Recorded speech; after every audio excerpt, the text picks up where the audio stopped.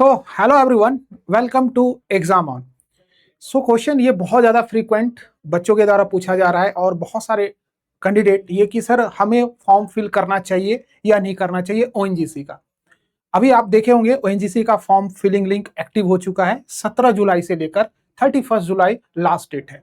ONGC assistant executive engineer 2026 देश का सबसे बड़ा महारत्न कंपनी। बिकॉज क्यों बोल रहा हूं, किसके इसका जो पे स्ट्रक्चर है, सीटीसी की बात करें, जो रिक्रूट कर रहे हैं इंजीनियर्स को AEE in the pay scale of 26 lakh CTC, मतलब मुझे लगता है ये सबसे हाईएस्ट पैकेज देने वाला है।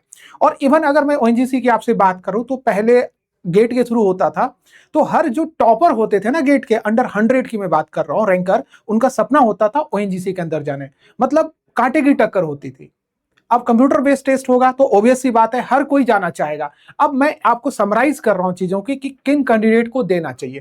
देखो कैंडिडेट जो अगर आप देखोगे ना, जो फाइनल ईयर में है वो स्टूडेंट दे सकता है क्या? अगर आप फाइनल ईयर में है, ध्यान रखिएगा, अगर आपकी डिग्री या मार्क्स जो भी है result last date of form filling मतलब 31 जुलाई से पहले या 31 जुलाई तक डिक्लेयर हो जा रहा है तो आप एलिजिबल हो जाए।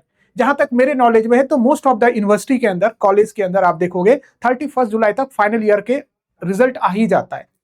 तो आप इंश्योर कर लेना कि आपका 31 या 31 जुलाई से पहले पहले अगर आपका आ गया तो आप इस वैकेंसी में एलिजिबल हैं। तो मोर एंड लेस देखा जाए तो फाइनल ईयर वाले कैंडिडेट जरूर बैठेंगे इसमें, ठीक है ना। पास आउट स्टूडेंट, यस, जो कि अभी पास आउट हुए हैं, ठीक है ना, वो क्योंकि कंपटीशन की तैयारी कर रहे हैं तो वो ऑब्वियसली इसमें बैठना चाहिए और फाइट करना चाहिए हायर पैकेज के लिए, ठीक है ना।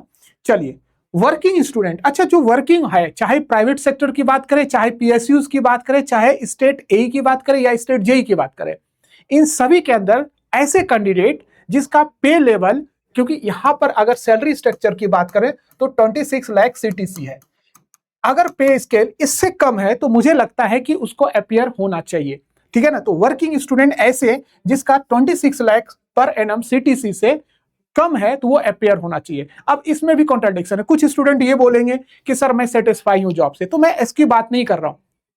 अगर आप मॉनेटरी टर्म में अपने आप को ग्रोथ के टर्म में बात करोगे तो आपको ओएनजीसी जाना चाहिए, मॉनेटरी टर्म में भी और कैरियर ग्रोथ के लिए भी अच्छी कंपनी है, ठीक है ना। अगर आप करंट जॉब से सेटिस्फाई हो देन कंटिन्यू कर सकते हो आप।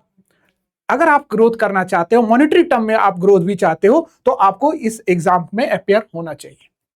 दूसरी बड़ी बात है ऐसे कैंडिडेट जो कि बिल्कुल रिजिट है कि सर हमको गेट ही फोड़ना है और इंजीनियरिंग सर्विस भी फोड़ना है। मैं ये नहीं कह रहा आप गेट और इंजीनियरिंग सर्विस मत दीजिए, क्योंकि ये भी जॉब आपके उसके लेवल का ही जॉब है, गॉट इट ना। तो गेट और इंजीनियरिंग एस्पिरेंट को भी फिल करना चाहिए। इन सभी कैंडिडेट को इस फॉर्म में फिल करना चाहिए और बहुत ही अच्छे लेवल से प्रिपेयर करना चाहिए। Sir mode of examination, CBT क्या है, इंटरव्यू क्या है, इन सभी की रिगार्डिंग हमने वीडियो बना दिया, अपने चैनल पे ही है, आप देख सकते हैं। आपको एक, क्योंकि आप इतने सारे वैरायटी ऑफ स्टूडेंट आपको देखने को मिलेगा, कॉम्पिटिशन्स भी बहुत ज्यादा देखने को मिलेगा और सीट भी लिमिटेड है, तो इसके लिए आपको बहुत ही अच्छे लेवल पे प्रिपरेशन करना पड़ेगा ताकि आप एक सीट कंफर्म कर पाओगे। क्योंकि आप देखोगे जो रिटर्न है 85% वेटेज है और 15% इंटरव्यू है, तो रिटर्न का ज्यादा वेटेज दिया जा रहा है, तो रिटर्न में आपको नंबर ज्यादा लाना है। कैसे करना है स्ट्रेटजी वीडियो में बना चुका हूं, आप देख सकते हो।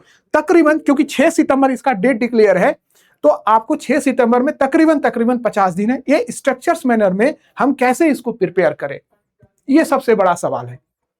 तो इसके लिए क्योंकि आईबीपीएस पैटर्न है एग्जामिनेशन, तो आईबीपीएस क्योंकि 45 क्वेश्चन नॉन टेक्निकल है, 40 क्वेश्चन टेक्निकल है, तो नॉन टेक्निकल में बहुत बड़ा खेला होता है, क्योंकि आईबीपीएस बहुत टफ पेपर सेट कर देगा, क्योंकि वो बैंकिंग सेक्टर का एग्जामिनेशन के लिए एक्सपर्टीज है और वही क्वेश्चंस आपको उठा के इसमें दे देगा। तो आपको उसके लिए प्रिपेयर रहना पड़ेगा, क्योंकि आईबीपीएस पैटर्न में रीजनिंग भी करना पड़ेगा, क्वांट भी करना पड़ेगा, रीजनिंग इंग्लिश भी करना पड़ेगा, जीके जीएस भी करनी पड़ेगी। तो ऐसे 50 दिन के अंदर हम स्ट्रक्चर्स मैनर्स में कैसे कवर कर सकते हैं ताकि इतने वैरायटी, ये तो हमारे नॉलेज में कितने वैरायटी ऑफ स्टूडेंट अपेयर होंगे, अदर भी स्टूडेंट हो सकते हैं, इतनी वैरायटी ऑफ स्टूडेंट में लिमिटेड सीट में कैसे हम फाइट करें। तो ये आपको एक प्रॉपर गाइडेंस और प्रॉपर स्ट्रक्चर्स, नोट्स और प्रॉपर लेक्चर ही आपको हेल्प कर सकता है।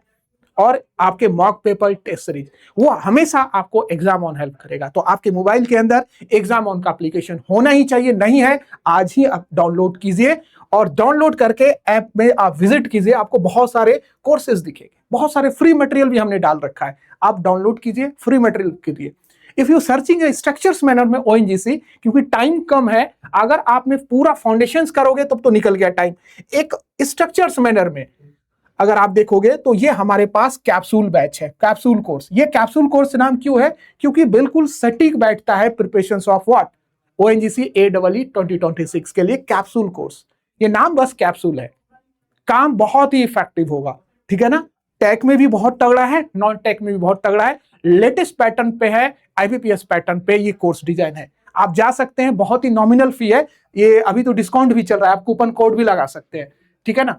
आप जाइएगा, 1000 का डिस्काउंट भी चल रहा है जुलाई में, तो आप अप्लाई कर दीजिएगा लेने से पहले, ठीक है ना। तो 1499 के आसपास आपको, हाँ आसपास क्या इतना ही दिखेगा आपको ये बैचेस दिखने लगेगा कैप्सूल कोर्स में। आप जाइए परचेज कर लीजिए 1499 में, ठीक है। तो ये कैप्सूल कोर्स लीजिए और उस बैच में एनरोल कीजिए। और ध्यान रखिएगा ये 21 जुलाई मतलब कल से ही ये बैचेस स्टार्ट है, तो उम्मीद करेंगे आप इस बैच में आइए और प्रिपरेशंस को कीजिए। So guys, thank you and bye bye.